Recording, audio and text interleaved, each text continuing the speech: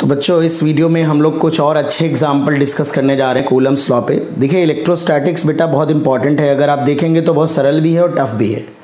सरल उनके लिए है जो सिंपल फार्मूले पढ़ लिए, दो चार सरल सरल सवाल लगा लिए, और अगर आप डिटेल में पढ़ेंगे, उसके एप्लीकेशन पढ़ेंगे, ढेर सारे प्रॉब्लम लगाएंगे, तभी आपको उसकी डेप्थ समझ में आएगी।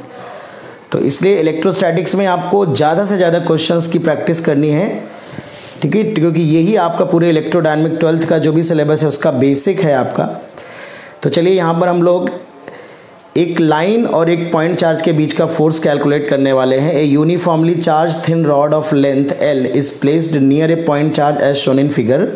Find out electrostatic force between rod and point charge, neglect any gravitational force. तो ये एक लाइन चार्ज है जिसकी लेंथ L गिवन है बेटा, यूनिफॉर्मली चार्ज डिस्ट्रीब्यूटेड है, टोटल चार्ज प्लस Q है, और एक पॉइंट चार्ज यहाँ से A डिस्टेंस पे रखा है। इन दोनों के बीच का हमें नेट फोर्स कैलकुलेट करना है। तो नेट फोर्स किस तरह से कैलकुलेट करेंगे आइए देख लेते हैं। तो सबसे पहले आप देखिए, चूंकि हमने बताया था कि जो हम कूलम लॉ लगाते हैं, अप्लाई करते हैं, वो दो पॉइंट चार्ज के बीच का फोर्स बताता है। तो आप एक रॉड में और एक इसमें डायरेक्टली फॉर्मूला नहीं लगा सकते। बहुत सारे बच्चों को ये भी मिसअंडरस्टैंडिंग होती है कि इसका पूरा चार्ज एक सेंटर ऑफ मास पे रख के L/2 + A डिस्टेंस लेके फॉर्मूला लगा दीजिए। तो ऐसा भी करने से आप गलत कर लेंगे, तो ये सब भी मत करिएगा, ठीक है। तो क्या करेंगे, जब भी एक बॉडी, एक कंटिन्यूअस चार्ज, एक बॉडी के और एक पॉइंट चार्ज के बीच का फोर्स निकालना होता है तो हमें कहीं ना कहीं इंटीग्रेट करना होता है। इस बॉडी को छोटे छोटे पॉइंट्स में या एलिमेंट्स में ब्रेक करना होता है और उससे हम फोर्स कैलकुलेट करते हैं। तो चलिए देखते हैं। तो सबसे पहले बच्चों यहाँ पर हम लीनियर चार्ज डेंसिटी निकाल लेते हैं। लीनियर चार्ज डेंसिटी, तो वो इसे हम लैम्डा से डिनोट करते हैं, charge per unit length Q/L। Total charge upon total length, charge per unit length कहलाता है। लीनियर चार्ज डेंसिटी भी बोलते हैं, तो चार्ज अपॉन लेंथ, ये हमारी लीनियर चार्ज डेंसिटी आ जाएगी इसकी, ठीक है। अब अगर मैं पॉइंट चार्ज से अगर मैं यहाँ पे दोबारा डायग्राम बना लूँ, तो ये एक हमारे पास डायग्राम है, इस पे पॉजिटिव चार्ज है बेटा और यहाँ पॉइंट चार्ज।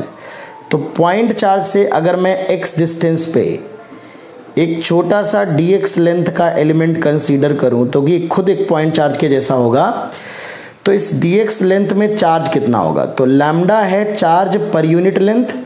तो जिस लेंथ का, ये 1 मीटर में चार्ज है, पर यूनिट लेंथ चार्ज है, तो जिस लेंथ का चार्ज चाहिए उससे मल्टीप्लाई कर दिया। तो Q/L × dx, ये चार्ज हो जाएगा इस छोटे से एलिमेंट पे, ठीक है। तो ये छोटे से एलिमेंट पे चार्ज हो गया बेटा, ठीक है।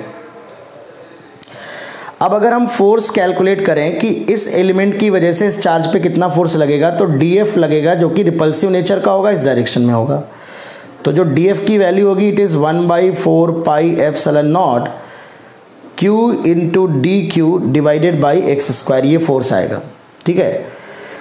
अब आप देखिए कि जितने भी एलिमेंट होंगे सारे के सारे इसी डायरेक्शन में फोर्स अप्लाई करेंगे। जितने भी एलिमेंट होंगे, ये होगा वो भी इसी डायरेक्शन में फोर्स लगाएगा, ये होगा ये भी इसी डायरेक्शन में फोर्स लगाएगा। तो सारे फोर्सेस सेम डायरेक्शन में होंगे, तो मैं डायरेक्टली कंपोनेंट नहीं करने पड़ेंगे, फोर्स के मैग्नीट्यूड जुड़ जाएंगे।